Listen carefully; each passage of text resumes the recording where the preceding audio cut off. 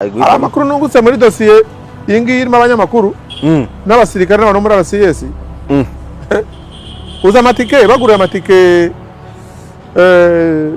CSP Hilary Sengabo na CSP Olivier Mukantaba yego uzi ngo Perne baguriye amatike yabise bake abafana ba APR Basketball abakinnyi ba APR Basketball Club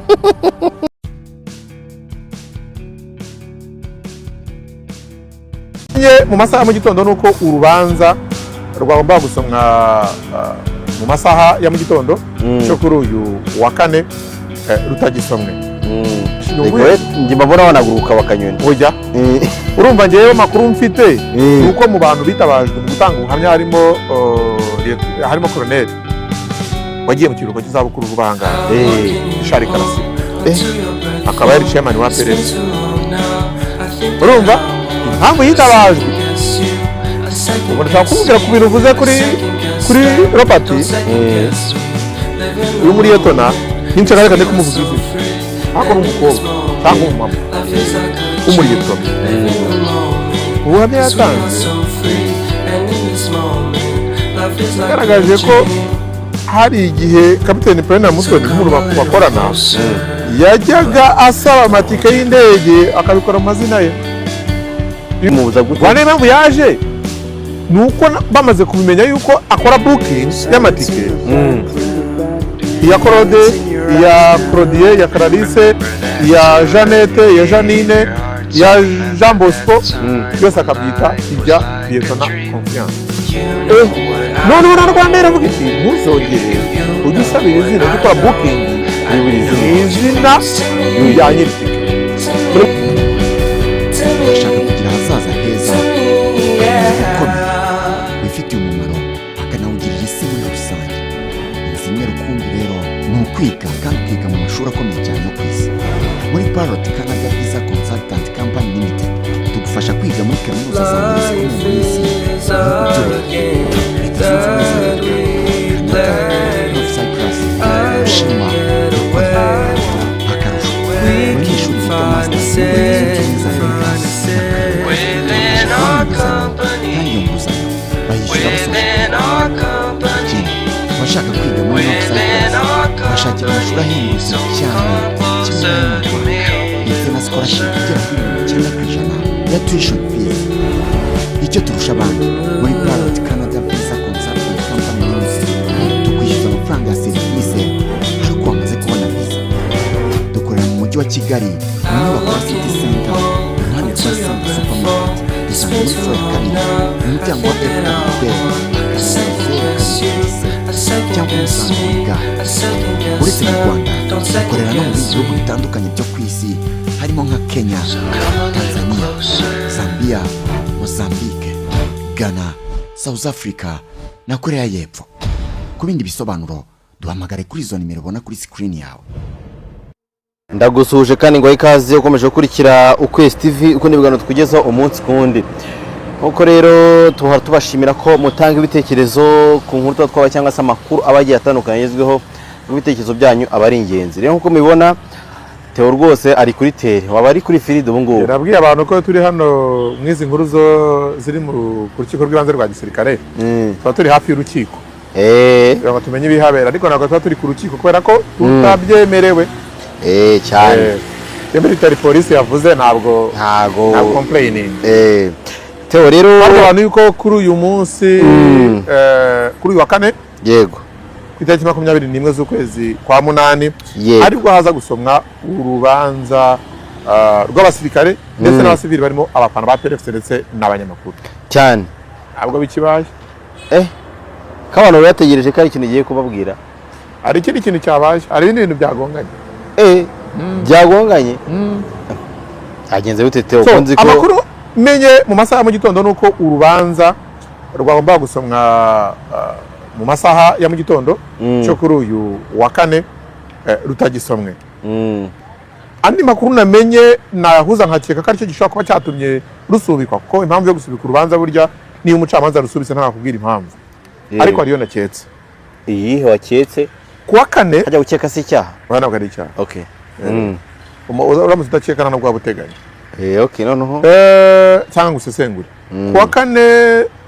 kuwa kabiri w'icyumweru gishize nibwo hagombaga gusomwa urubanza yego ruregwamo abasirikare n'abacuruzi bahawe amatike yego yaguzwe avuye kuri konte ya Minisiteri y'Ingabo z'u Rwanda yego ayo matike nyine akaza guteza ibibazo nk'uko n'iki cy'abafana n'abanyamakuru cyagenze urubanza n'ubundi rugarukamo umuntu witwa Kapiteni Penina Mutoni yego urwo rubanza rugomba gusomwa kuwa kabiri ryarangiye rudasomwa abantu bumve neza ko urundi rwaburanishijwe ruvuga ngo rwaburanishijwe kuwa kabiri rwagomba gusoma kuwa kabiri ariko kuwa mbere haburanishijwe uru twagomba gusomerwa uyu munsi yego bamaze kuruburanisha rero narwo urumva rwo baburanishije kuwa mbere ariko twagomba kumva isomerwa imyanzuro yarwo uyu munsi barukize umunsi kuwa kane yego hanyuma bakaba bari biteze yuko hari urundi rwagomba gusomwa kuwa kabiri yego kuwa kabiri hageze ntibarusoma kuwa kabiri barwimurira uyu munsi kuwa kane rumwe rw'abacuruzi n'abasirikare yego abantu bibuke neza ko abashinjacyaha n'abacamanza yego muri urubanza ni bamwe abashinjacyaha bashinja muri dosiye y'urubanza rurimo abanyamakuru n'abafana ba PRFC n'abasirikare yego ni nabo abashinjacyaha nabo bashinja mu rubanza rw'abacuruzi n'abasirikare yego abacamanza baburanisha izo manza zombi ni bamwe inteko ni imwe muri make nta mwanya yabona so byumvikana neza ko niba urubanza rwagombaga gusomwa kuwa kabiri rutarasomwa bakarwimurira uyu munsi kuwa kane bijyari bigoye yuko basoma imanza ebyiri mbere yo kurusoma bararutegura bakarusesengura bagategura ibigomba gutangarizwa abaturage yego byaje gutuma rero ubwo rumwe baruteye ipine rwigira imbere ruza uyu munsi urwari uyu munsi barutera ipine barushyira kuwa kabiri w'icyumweru gitaha uyu munsi hari urwo bari busomere uyu munsi bagomba gusoma urubanza ruregwamo Kapiteni Penina Mutoni Liyetona Angelique Kubwimana yego n'abandi basivile barimo Eric Rutikanga ubayoboye unemera icyaha cyuko yakoze deal yo kubahuza n'abasirikare abo basivile bacuruzi ibintu bitandukanye mu mujyi wa Kigali yego bagahabwa amatike yabajyanye mu gihugu cy'Ubushinwa mu mujyi wa Gwanju kujya kurangura ibintu bitandukanye ariko Theo ubwo Penina ari busomerwe nawe uyu munsi azasomerwe no kuwa kabiri urumva ni imanza ebyiri rumwe possibility zirimo ni zingahe uyu munsi bashobora kuvuga ngo afungwe by'agateganyo yego ruriya wenda narwo bakazava ngo afungwe by'agateganyo uyu munsi bavuga ngo afungurwe by'agateganyo narwo bakazavuga ngo afungurwe by'agateganyo oya none se bihabaye imyenda bite bihabanye urumva rumwe rwamufungura by'agateganyo n'undi ukamufungura by'agateganyo ubwo yafungwa by'agateganyo bavuga ati turagufungura by'agateganyo handi turagufunga by'agateganyo ese kuki bahise bitamo kumufunga by'agateganyo nuko hari urumufunga rigaye impamvu sibyo urumwe basanze uruvuga ngo hamwe basanze uri umwere ahandi bagasanga hari impamvu zituma bagukekaho yego ibyaha ntagufunga umva ko baba batwibiyemo aho ngaho amakuru nungutse muri dosiye iyi ngiyi irimo abanyamakuru n'abasirikare n'abantu muri RCS uza amatike baguriye amatike CSP Hilary Sengabo na CSP Olivier Mukantabana yego uzi ngo Penina baguriye amatike yabise bake abafana ba APR Basketball abakinnyi ba APR Basketball Club bya bintu reka nkubwire muri make we bintu birimo amakuru menshi tuzagenda tumenya ariko akomeye akazavuga ku munsi wo kurusoma ariko oya harimo ibyo tutazamenya tuzajya gutohoza ibi birakomeye uzi ko mu batangabuhamya bari muri rubanza harimo koroneri uki retired koroneri Nizeka amakuru yatohoje atari mu rukiko urumva ese mu rukiko nabibwirwa n'iki nigeze njyamo ko rwaburarishijwe mu njye mbabona banaguruka bakanyoni oya urumva ngewe makuru mfite nuko mu bantu bitabajwe mu gutanga ubuhamya harimo koroneri wagiye mu kiruhuko cy'izabukuru vuba aha ngaha Richard Karasira Eh. akaba yari chairman wa PRFC. Urumva impamvu yitabajwe nangiye ni nka kesi nk'ebyiri. Mm. Hari umuntu yitwa ngira ngo Ndayizeye Ndayishimiye woherejwe n'ikipe ya PRFC. Yoherezwa muri Tanzania. Yego. BRT Advance Party nko kujya gutegura ibijyanye n'amahoteli, ibijyanye n'imodoka za deplasa abafana n'abakinnyi n'ibiki. Agezeyo yagiye n'indege, amene n'imodoka. Kujya muri Tanzania. Kugaruka Kapiteni Penda Mutoni aramubwira ati ariko rero buriya. Yego. Rero imodoka ntago wawukira. Genda gutuzana imodoka wagiye n'imodoka. Kuki utagenda n'indege? Yafashe 210 birengaho amafaranga make ntibuka. Ahereza kuri konte ya Kapiteni Penda Mutoni ariko yibwiwe nande na Karisa Georgine. Niyo wabaga ari muri deal.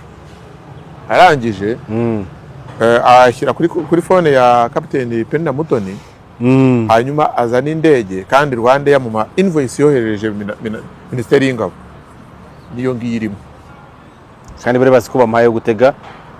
Hano rero impamvu umugarutseho nandi ukubwira ibya Colonel Ritadi Richard Karasira. Yego. Nuko ari mu bantu batanze ubuhamya bw'uko uwo muntu kuko yarohejwe na APR ariko kugaruka iyo indege yateze ni ku giti cye.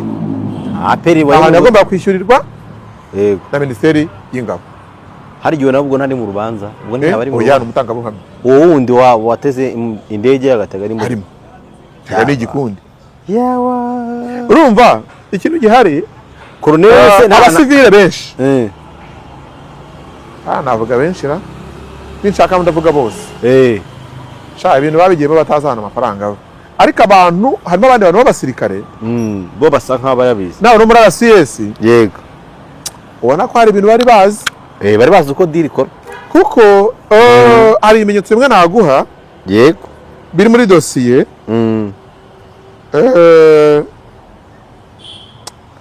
bigaragaza yuko hari ibintu bari bazi meze gute. Ngwe nk'urugero reka wenda nkubwire nk'ikintu cyo kuba ntabwo nzi niba kugirwa umukinnyi wa APR Basketball Club byakozwe na Kapiteni Penda Mutoni agafata umuvugizi wa RCS akamwita umukinnyi wa PRFC. Sinzi niba ari ibintu byaba byarakozwe ariko bishaka kuba CS patarabize ko yagezwe umukinnyi ariko yarazi ko yahawe ari bugura itike. None se aho kantu ko bari bugirwe umukinnyi bose ashaka atarakaza ariko yarazi ko ari butange make akabona itike y'indege. Kuba ari butange make akabona itike birashoboka ko yarabize. Kuba make rero ibyo byo bari babizi. Ko invoice zishyujwe Rwanda yishyuje Minadef. Ko kuri Hilary Sengabo na amadolari 300 na kuri buri muntu. Mu gihe we yabasabye 500 na. Icyo kintu cy'udutike twa make rero bashaka ko abantu bari bakazi ko birashoboka ariko kababwiye ati ndabashakira amatike ya make. Ikintu ntekereza gishaka kuba cyarabaye. Yego. Bashaka kuba aba baramwitabaje ngo abashakire amatike ya make wenda abitawe no muri Minadef ariko ayasubize hehe kuri konti ya Minadef. Gutiza umwambaro wa Minadef uko ari igutegeye noneho Rwanda ikagukaturira akumva nta kibazo. Se yagira ngo ugiye kuma gatike ko kuri umupira wa APR na Rayon gahendutse sinakemera igise ngo ariko nkabona ari kare genuine kanyona kandi kemewe cyo nakumva ari sawa. Ariko se nanone wa mugani urubanza ko barusubitse utubwiye ko ngo bishobora kuba wenda ari ku buryo bitekerezo byawe. Yego. Ariko se urubanza rega rusibiye aho ruzanyura nese waruzanye ugomba gusomwa n'ubundi kwa kabiri.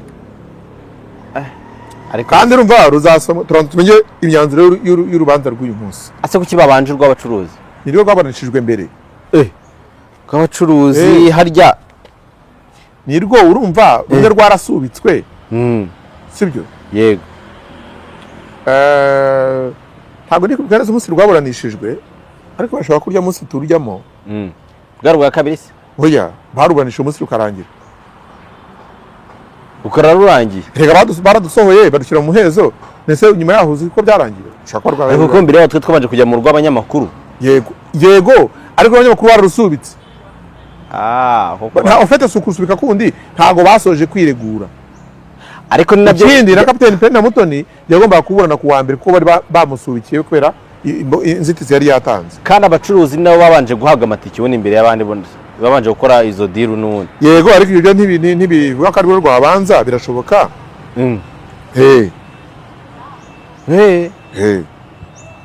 ariko se ikigaragara rero noneho ubwo hari akabazo ngiye kukubaza. aya matike yagendaga akatwe, ikigaragara rero babaga babitiriye abakinnyi babise wenda list, ariko se buriya wamunga ni hari ikiganiro twakoze n'umuntu bita Robert Mugabe tubwira ko rwose ibyo natabyumva neza. Yambwiye ko ngende gukoresha amaso y'igisivili kandi ndanabyemera. Akoresha y'igisivili nakoresha y'iki. Ariko nanone akanaho kuvuga yuko umuntu bamwise umukinnyi ntihagire ubibona undi wanyuma ubona ko atari umukinnyi. Ubwira kandi kantu karimo hano hakunze nkubwira duntu dukeya. Ari umu sister umuriyetona. Yego. Korana na kapiteni Penina Mutoni cyangwa wakoranaga na kapiteni Penina Mutoni. Yego. Ari mu batanga buhamya. Ubwo ndashaka kumubwira ku bintu uvuze kuri Robert. Uyu muriyetona n'inshaka kandi kumuvuga izina. Ariko n'umukobwa cyangwa umumama. Umuriyetona. Ubuhamya yatanze yagaragaje ko hari igihe kapiteni Penina Mutoni nk'umuntu bakorana yajyaga asaba amatike y'indege akabikora mu mazina ye y'uyu muriyetona. Abonye bikabije abibwira abayobozi be. Iyo question mark rero ko ibyo mbazaga bya Robert. Penina yasabaga amatike mu izina ry'umuriyetona. Yego. Abonye bikabije. Umuriyetona abona ko bagora basaba amatike nkaho yagiye kana. Bakoze amatike y'indege kandi atagiye. Yibereye mu biro bakorana. Ndetse babishyize muri raporo Penina anabuzwa kongera kubikora. Nyamara Robert uwamubujije urumva Robert ndamugarukira hano ha uwamubuje byumva ngo kapiteni Penina Mutoni ibintu yakoraga hari abari babizi kandi bari hejuru. Muriyetona yaramureze ibintu bintu urumva ari munsi ye mu mapeti. Muriyetona undi ni kapiteni ntabwo yajya kubura. Aramubwira ati rero ibintu munakora byo gukora nsabira genda ndwanye RDF ibintu ntabwo ari indangagaciro bantoje. Aramurega abibwira abandi. Penina Mutoni muri raporo yakozwe yabujijwe kongera kubikora. Arumvwa nande n'umuntu umukuriye umuyobozi we, ndetse ntabwo ari kapiteni Penina Mutoni nawe mubajije. Nta n'abakozi bo muri Rwandair bagize gute bamubujije kujya akoresha amazina y'undi muntu mu gihe akora booking y'amatike. Akantu dasobanura neza uyu muriyetona. Yego. Hakuru n'inshaka namuvuga. Uyu nagari wako ni muvuga kuko se ko hari ahantu nakuye amakuru muzi yitwa Confiance. Sibyo? Ariko rero nanone mutaho. Uyu muriyetona mvuze izina rimwe. Uyu muriyetona yitwa Confiance ukora muri G1. Muri protocol hamwe na kapiteni Penina Mutoni. Yego. Yagiye asabirwaho amatike mu mazina ye.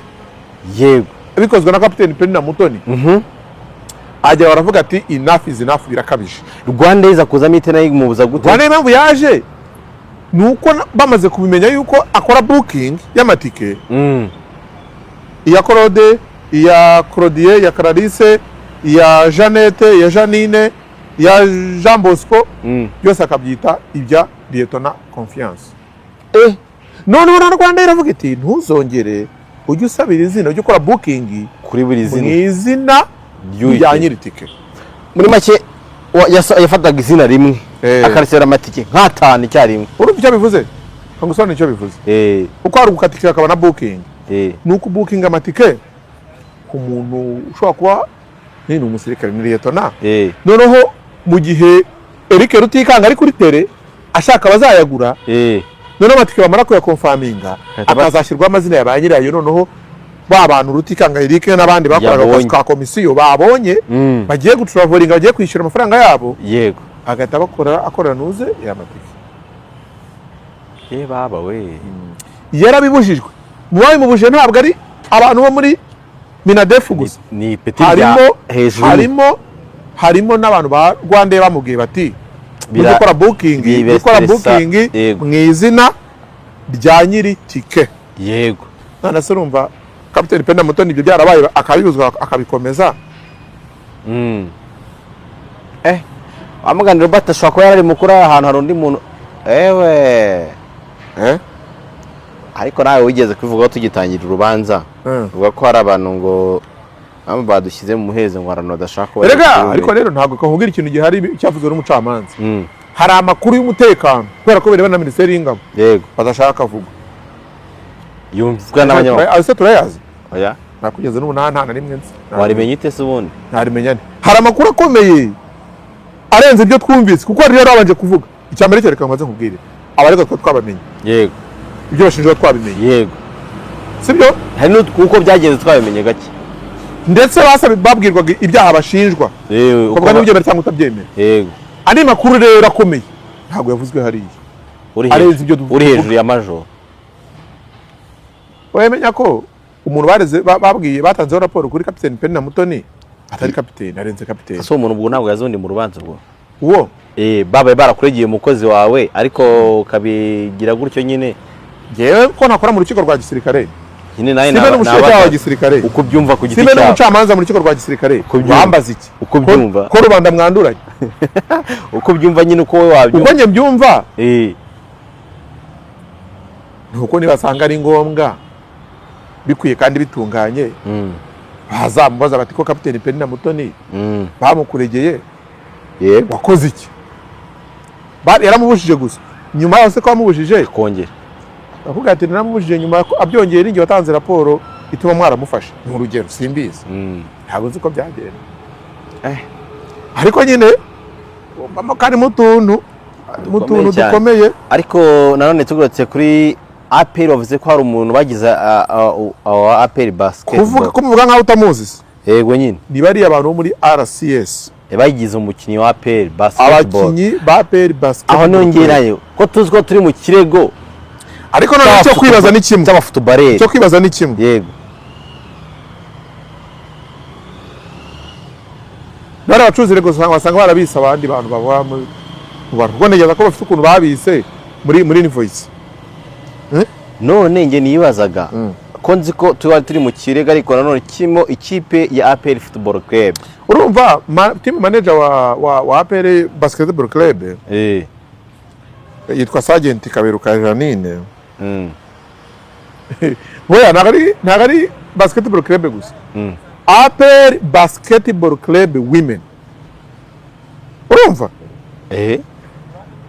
none se yo ntago nzi baravuze ko kuko icyo uyu team manager wa APR Basketball Club Women Sergeant Kaberuka Janine yego we ari mu batangabuhamya yego mu bantu cyagaragaje nuko Sengabo Hilary CSP Sengabo Hilary na CSP Mukantabana Olive yavuze ko batabarizwa muri APR Basketball Women kuko baba wenda barashyize urumva bitandukanye n'ibyavuzwe na Kapiteni Penda Mutoni mu nyandiko yabazwa we yavuze yuko ari abakinnyi nabibonyeho nabyanditse ntabwo yavuze ko ubwo wakaza uburyo umugabo nagiye kubaza nanjye ubwo wakaza uburyo mu ibazwa rya Kapiteni Penda Mutoni yavuze ko Sengabo na Penda Mutoni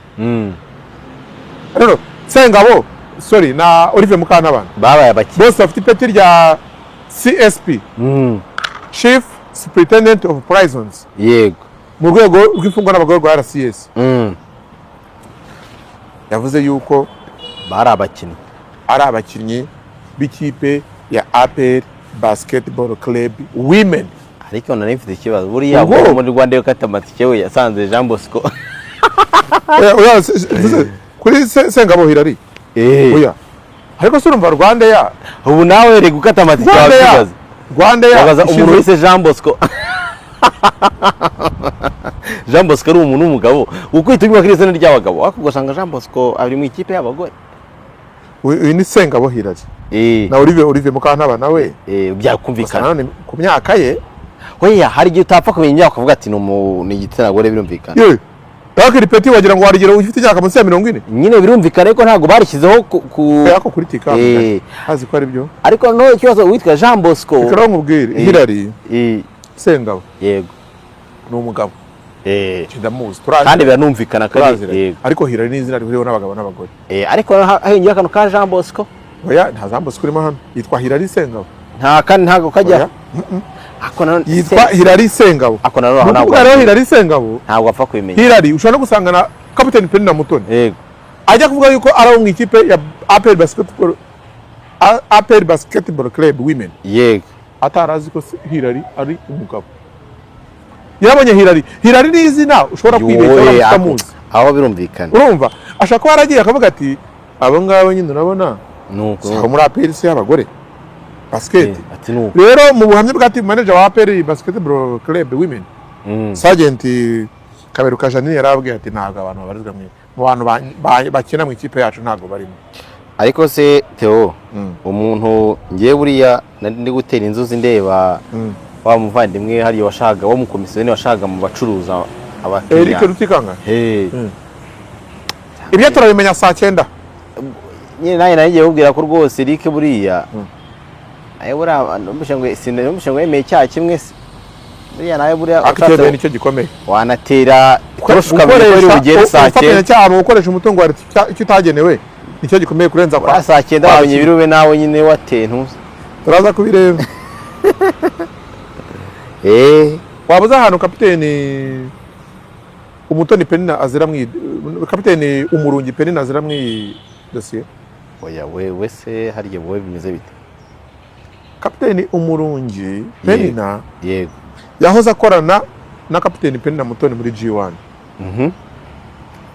noneho aza kujya mu butumwa bw'amahoro bwa UN ngira ngo ni muri Sudan yego noneho akaba ari we wahuje kapiteni Penina Mutoni na CSP Hilary Sengabo hano ikibazo ngiye kukubwira ntwiri gukimbaza ko nanjye ndakibaza yabahuje nk'umuntu bakoranaga azi ko bigenda gute ukimbaze nanjye ndakibaza okay ko bakoranaga ari kapiteni mugenzi we yego yabahuje kugira ngo bigende bite kuki yabahuje ubwo nta wamenye byumvikane neza ko ibintu bibaza nanjye nshobora kubyibaza ese deal ya kapiteni Penina Mutoni yuko atira abantu amatiki tunarebye ubuhamya bw'uriya Lieutenant Confiance wavuze ati ibintu byo kukoraho booking ku mazina yanjye birakabije enough is enough mu by'ukuri byo kapiteni Penina Mutoni yakoraga ntibyari bizwe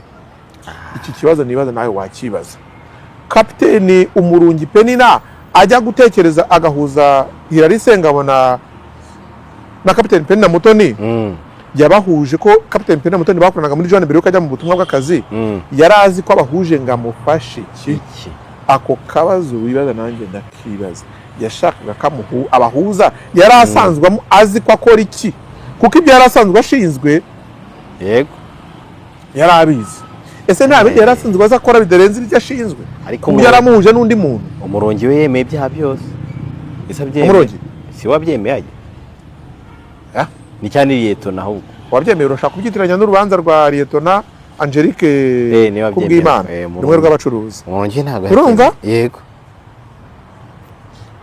ndetse ikindi Umurungi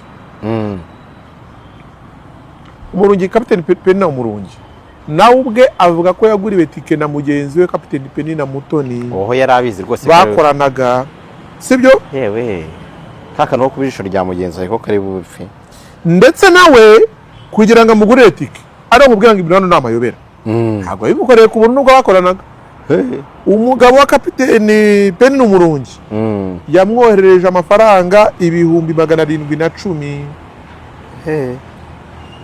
ndaje ngubwire dirimo hano Mister ndaje ngubwire dirimo hano n'impamvu tugomba gutegereza icyo umucamanza azabyanzura ariko bikomeye mu yandi magambo invoice ya